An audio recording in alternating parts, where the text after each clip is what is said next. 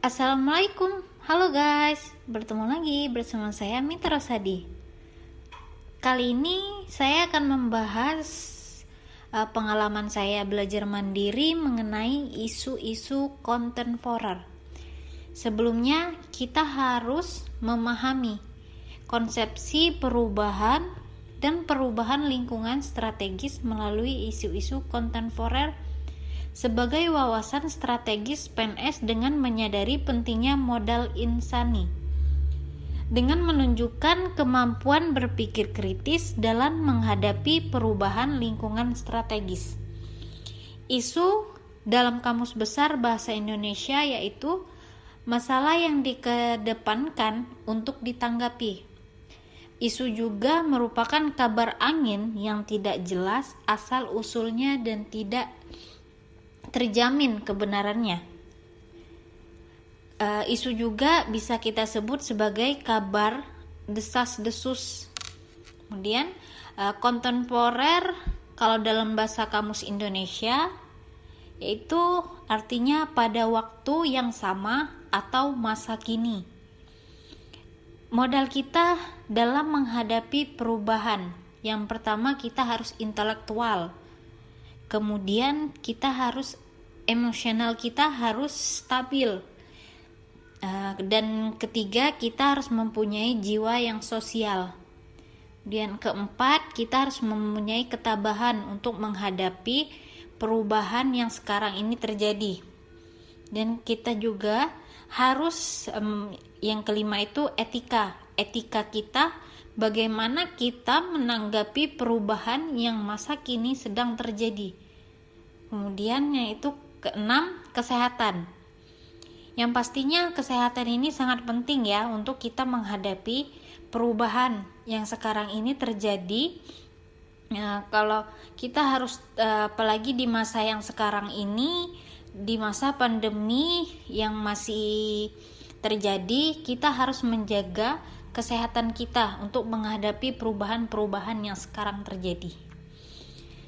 Ada contoh isu-isu global yang sekarang ini terjadi, baik itu di luar negeri ataupun Indonesia kita sendiri. Yang pertama itu ada korupsi. Seperti yang sudah kita ketahui, korupsi bukan lagi sesuatu yang menjadi privasi.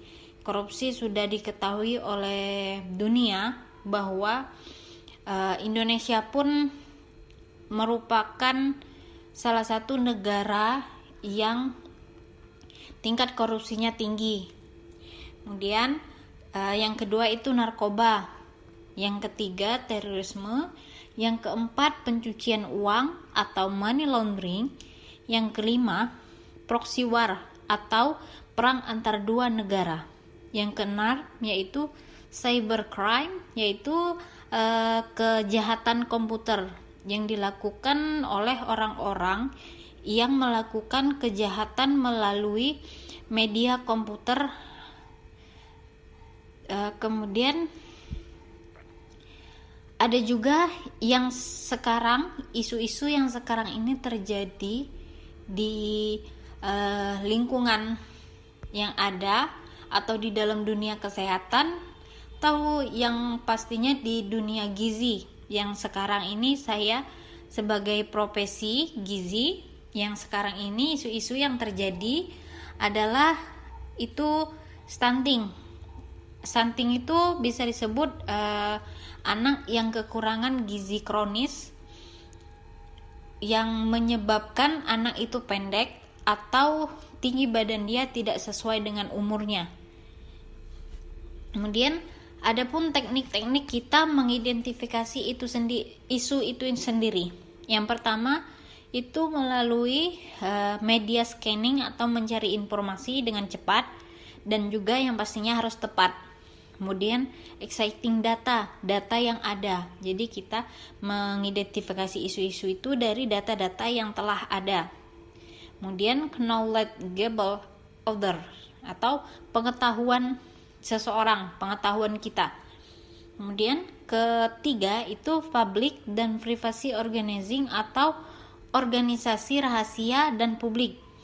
Kemudian yang kelima itu public at large atau publik pada umumnya. Jadi kita mengidentifikasi isu-isu itu dari publik yang ada.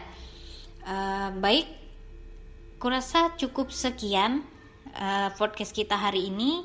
Semoga apa yang saya sampaikan dari pengalaman apa yang saya dapat ini bisa bermanfaat dan juga bisa menjadi pembelajaran dan ilmu baru untuk kita.